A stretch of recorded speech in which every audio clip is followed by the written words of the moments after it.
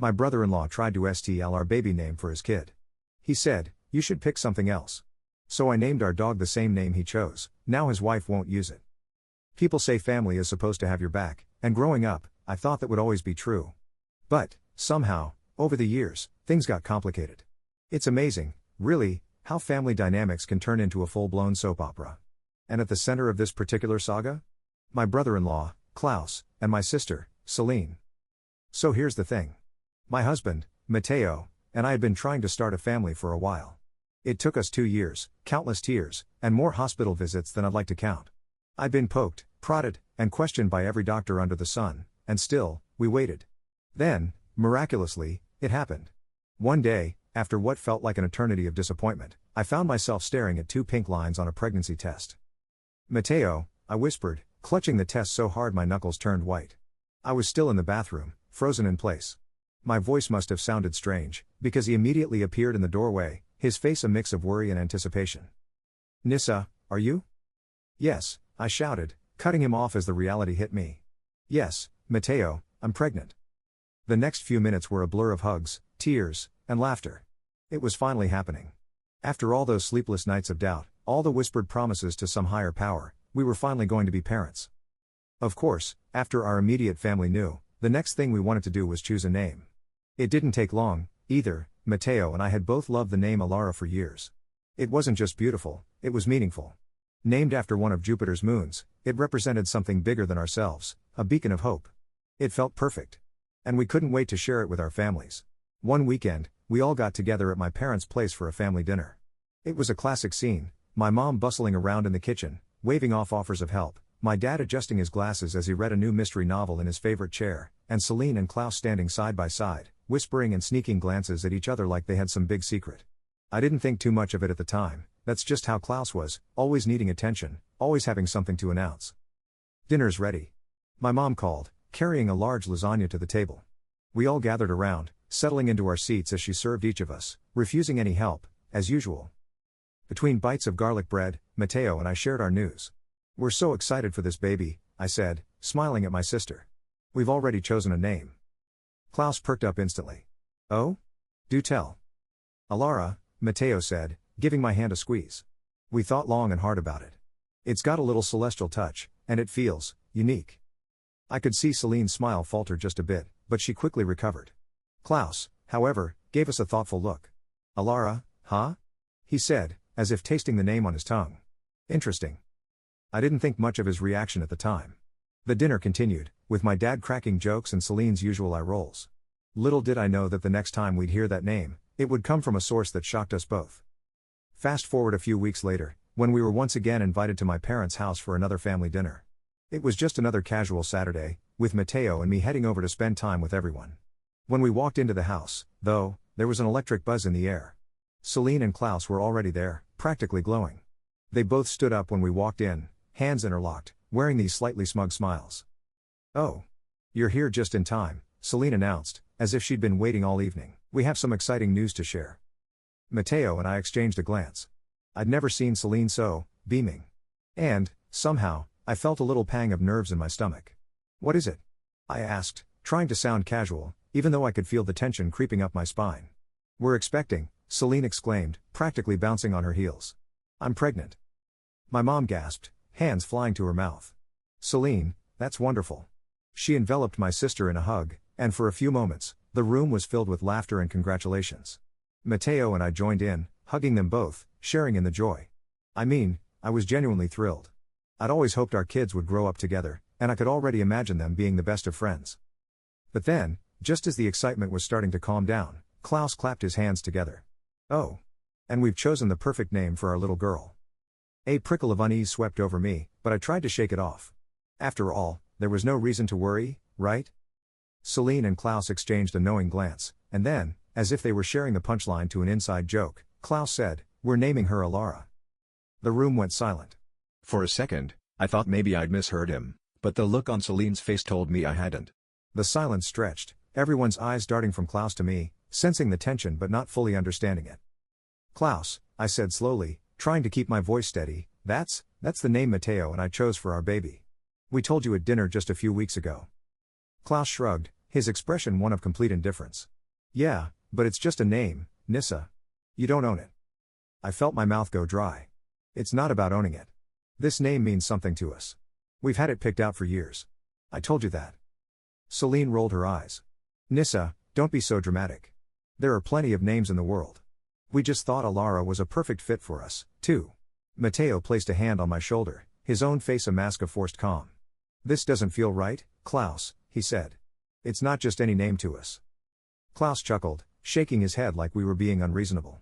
Look, it's just a coincidence. And honestly, if it's that big of a deal to you, maybe you should pick something else. There are a million names out there. I felt a wave of anger rising in me, hot and fast.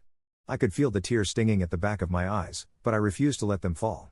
This was supposed to be one of the happiest times in my life, and here was Klaus, stealing something precious from us and brushing it off like it meant nothing. I turned to Celine, desperate to appeal to her. Celine, please. You know what this name means to us. Why would you want to take it?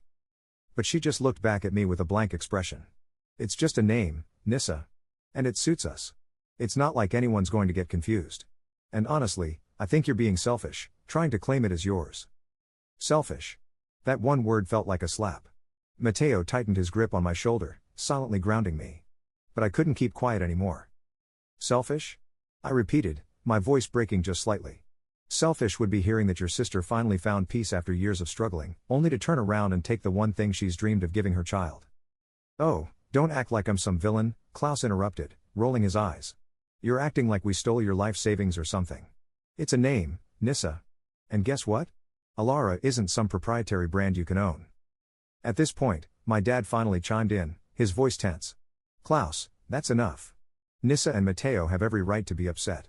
They trusted you with something personal, and you disregarded that. Klaus threw his hands up in the air, as if my dad's words were nothing more than a mild annoyance. Fine, fine. I see how it is. You know what? Forget it, I thought this was a family, but apparently, some people just can't share. Celine looked down, avoiding my gaze, and I felt something in me break. The sister I'd grown up with, the one I'd shared every joy and every sorrow with, was now standing beside a man who saw our dreams as disposable. Matteo and I left soon after, the warmth and joy of family dinner shattered into 1,000 pieces. Leaving my parents' house that night, I felt like I was wrapped in a fog of disbelief. Matteo and I didn't say much on the drive home. What was there to say? We'd just had our dream for our baby blatantly dismissed by the people closest to us. My sister, my own sister, had watched Klaus pull this stunt and hadn't lifted a finger to stop him. Instead, she'd played along. I was torn between heartbreak and an anger so fierce it felt almost unrecognizable. Maybe they'll come to their senses, Matteo offered softly, as if reading my mind. But his voice sounded hollow, and I could see the disappointment etched on his face. The truth was, I couldn't shake the feeling that Klaus would never back down. He was the kind of person who would dig his heels in, just to prove a point. But that didn't mean I had to let him trample over us. That night, as I lay awake staring at the ceiling, a plan started forming in my mind. If Klaus and Celine wanted to play dirty, then fine, I'd show them just how creative I could get. The next morning, I turned to Matteo as he sipped his coffee, a mischievous glint in my eyes. I think I know what we need to do. He raised an eyebrow. Oh? Do I want to know? I grinned. We're going to make sure they understand just what Alara means to us. Within the hour, we were at the local animal shelter, browsing through rows of dogs looking for a home. My heart melted as I scanned the wagging tails and hopeful eyes. Then, I saw her, a scruffy, caramel-colored mutt with big, expressive eyes and a tail that wouldn't stop wagging. She wasn't the fanciest dog there, but something about her just clicked. She looked like she could be my best friend. And that's exactly what I wanted.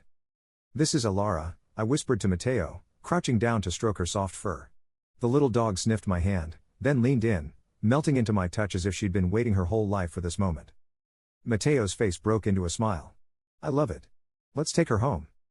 We did just that. The shelter staff were delighted, and Alara was even more so, dancing around our legs as we signed the papers and finalized the adoption. When we got home, I set about making her comfortable, with a cozy bed, a handful of toys, and a big bowl of fresh water. But my plan didn't stop there. The next step? Introducing Alara to the family. We waited a week before announcing our news to everyone. I wanted to make sure our Alara was settled and that the timing was perfect. Then, I texted Celine. Hey, we have an announcement, too. Matteo and I adopted a dog, and we'd love to introduce her to everyone. Maybe a little family get-together? Celine's response came quickly. Celine, oh. Another addition to the family. I guess we're all feeling the nesting vibes, lol. Come by on Sunday? We can do lunch at our place. Perfect. Sunday came, and we arrived at Celine and Klaus's house with Alara trotting happily beside us on her new leash. I could tell my parents were surprised when we walked in with a dog, especially when I knelt down and said, "Alara, meet Grandma and Grandpa." Their expressions quickly shifted from surprise to curiosity as they exchanged glances. "Alara?" my mom asked, a slight furrow between her brows. "That's right." I straightened, my face the picture of innocence. "Isn't it the perfect name for her? I just knew it would be." My dad gave me a cautious smile, while my mom, bless her, caught on quickly and kept her mouth shut. But when Klaus walked into the room and heard me say the name, his face went slack. "Alara?" he repeated, his mouth twitching as he looked down at the dog. "Isn't she precious?" I gushed, scratching Alara behind the ears. We thought long and hard about what name would suit her, and Alara was just perfect. Celine shot me a look that could have cut glass. "You named your dog Alara?" "That's right," I said brightly. "I mean, Matteo and I fell in love with the name ages ago. You know how much it means to us." I flashed them both an innocent smile, savoring the way Klaus's jaw clenched, his fists tightening just slightly at his sides. Klaus let out a strained laugh. "Are you serious, Nissa? You went and named a dog the same name we're using for our daughter?" "Oh, that's still happening?" I asked, feigning surprise. "I figured, since it was just a name and you could pick something else, you wouldn't mind." He narrowed his eyes at me, but I kept my expression innocent, even as I saw Celine shoot a glare in my direction. The air in the room grew tense, and I could see the gears turning in Klaus's head as he tried to figure out how to respond. But before he could say anything, Matteo jumped in. "We thought this would be a great way for everyone to share the name," he said, his tone calm, but his eyes full of a humor that only I could see. "After all, Alara is such a unique name. What's the harm in sharing?" Klaus huffed, his face flushing. "Well, this feels childish," he muttered, glancing around as if looking for backup. "Oh, don't be silly, Klaus," I chirped, patting Alara's head. "I mean, it's just a name, right?" My mom stifled a laugh, but Klaus looked anything but amused. Celine seemed to sense the shift too, her mouth a tight line as she looked between us. They'd been so smug about using Alara, so confident we'd just roll over and let them take it. But now, with our little furry Alara at their feet, I could see the realization dawning in their eyes. We'd put them in a corner, and there was no easy way out. "Fine," Klaus muttered, clearly fighting to keep his composure. "But don't expect us to change our minds." "Oh, of course not," I said sweetly, barely containing my grin. "We'd never dream of it." But the real kicker came 2 weeks later when I got a call from my mom. "Nissa," she began, a barely suppressed laugh in her voice, "I don't know if you'll believe this, but Celine and Klaus, they've changed the baby's name." "Oh really?" I asked, pretending to be surprised. "What happened to Alara?" "They said it just didn't feel right anymore," she said, unable to hold back a chuckle. "I wonder why." We both knew exactly why. Klaus and Celine couldn't stomach the idea of their daughter sharing her name with our dog. They'd fought tooth and nail for that name, tried to take it from us without a second thought. But in the end, the thought of introducing their precious daughter as Alara at every family event, only to have our scruffy, lovable dog come trotting over, was just too much. I couldn't help but smile as I ended the call. It wasn't the big, dramatic showdown I'd pictured on those sleepless nights after their announcement, but it was more than enough. Sometimes, the best revenge isn't a huge blow-up or a big confrontation. Sometimes, it's just a little nudge, a small reminder that people can't just walk over you without consequences. In the end, Matteo and I got our name back in a way that felt perfect. Alara, our sweet, scruffy mutt, had been with us through thick and thin, and now she had a name that meant the world to us. And as for Celine and Klaus, well, they'd learned a lesson, too. Family might forgive a lot, but it doesn't forget easily.